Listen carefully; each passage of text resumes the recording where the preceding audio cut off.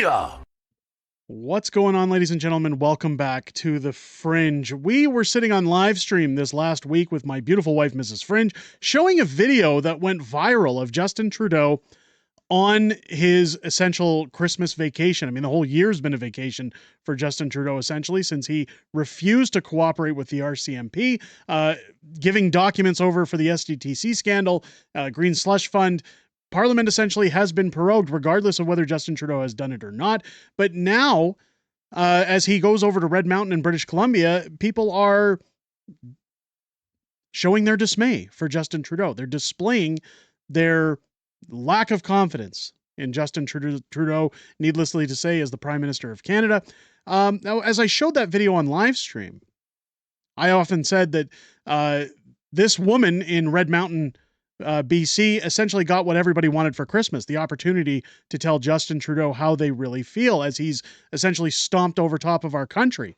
Much to my surprise, in the comments from that live stream, there were a few people that chimed in saying, listen, this man was on vacation. You shouldn't have approached him while he's with his children. Now, I've often said his children shouldn't pay for his sins.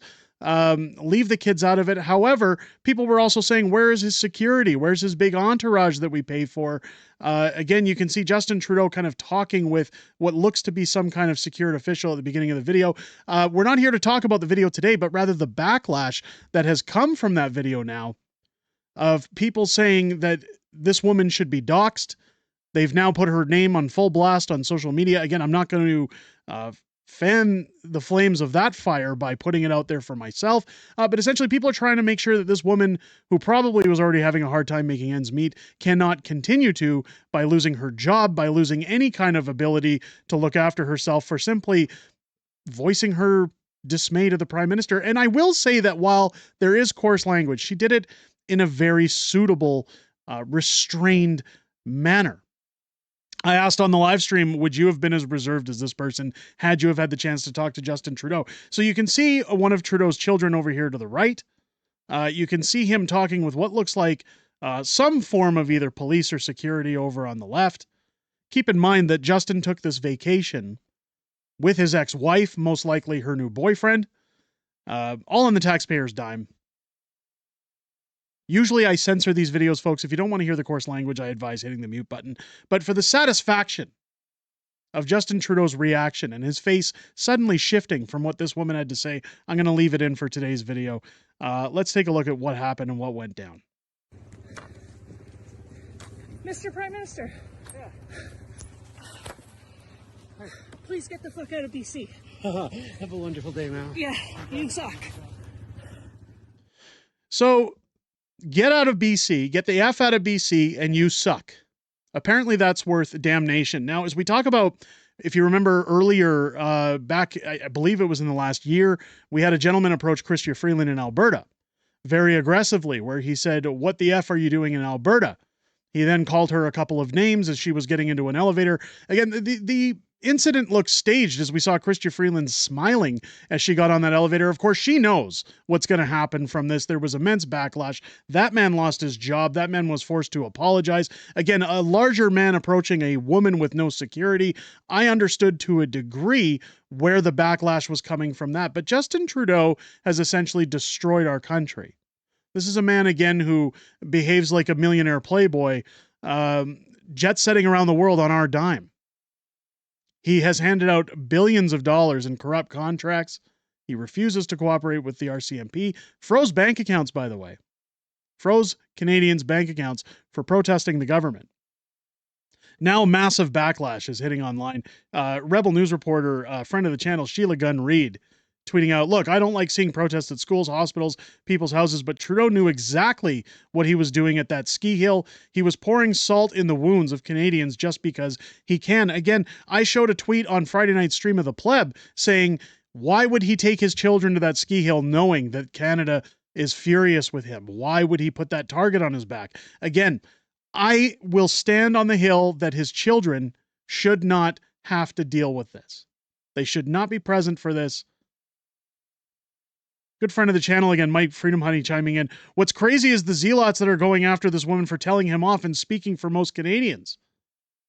the petty people who have a problem with a grown woman taxpayer expressing her displeasure with our glorious leader, I'm convinced are on some form of government payroll. WTF is wrong with people. She told him politely to F off and that he sucks in a private conversation. After shaking his hand, I saw less outrage when Trump was targeted. We are truly a nation of people being grabbed by Donald Trump. Trudeau deserves exactly everything the Canadians dish out verbally. He can hold us. He told us to hate each other, that unjabbed workers should be fired and pass away. He told us truckers were worse than bad guys from WW2. He spread the hate and rage and deserves that when it's aimed back at him verbally. Somebody else tweeting out, he's at the ski hill showing Canadians how above the peasants he is. Here's the actual record of actual work from Canada. The only thing he's good at is jabs. Again, talking about his days off, the fact that he's never gone to work. If we look at Mike Freedom Honey's post, this is part of what got me talking about this. Somebody says this isn't even close to most Canadians. Tell that to the polls, he says. Not even close to most. Someone should muzzle her. It's crazy. She actually held back as far as I could see, voiced her legitimate opinion as a citizen paying his salary in a nonviolent, very Canadian way. Somebody saying Canadians are really starting to annoy the piss out of me. It's almost like they would defend the devil rather than tell him to F off and pass away. That's crazy. Or what's crazy is that anyone ever did this to right-wing messiah Pierre Poilievre, you'd be losing your effing minds calling for their execution. Do you realize there are many people out there planning these recorded encounters? They're building little media businesses out of this toxic activity. I've little doubt that Poilievre will become the next target of the same sewer dwellers. It's just easy to shout at a juvenile taunt at Pierre Poilievre. Because most Canadians aren't unhinged, angry children that realize JT isn't the cause of all your trifles and problems. It's you. A grown woman acting like an effing toddler. She seems violent and unhinged. Stop embarrassing yourself. I don't see any violence or unhinged behavior in that video.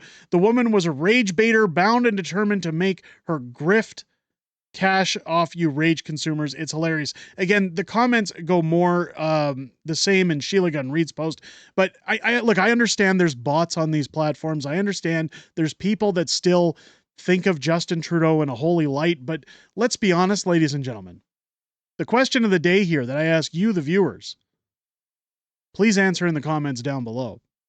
Did Justin Trudeau deserve what that woman said to him while he was out skiing with his children? And do you believe that she should be reprimanded or face consequences, including losing her job or being doxxed for her behavior? Let me know what you guys think down below. If it's your first time here, I hope this video has earned your subscription. 80% of our viewers aren't yet subscribed, so if you enjoyed it, please hit the subscribe button. It helps us more than you think. It's as easy as clicking the like button. Join us live here on the channel each and every Friday night for Friday Night Fringe, our live streaming show where I sit down with my beautiful wife, Mrs. Fringe. We go over everything that's happened in politics, everything that's coming up in the week ahead, as well as back and forth within our most amazing community on the platform. We look forward to hearing what each and every one of you have to say every Friday night, starting at 6 p.m. Pacific, 8 p.m. Central here on the channel, and we look forward to seeing you this Friday night on Friday Night Fringe. With that being said, ladies and gentlemen, I hope you enjoyed this video. Have a great rest of your day. I'll catch you on the next one.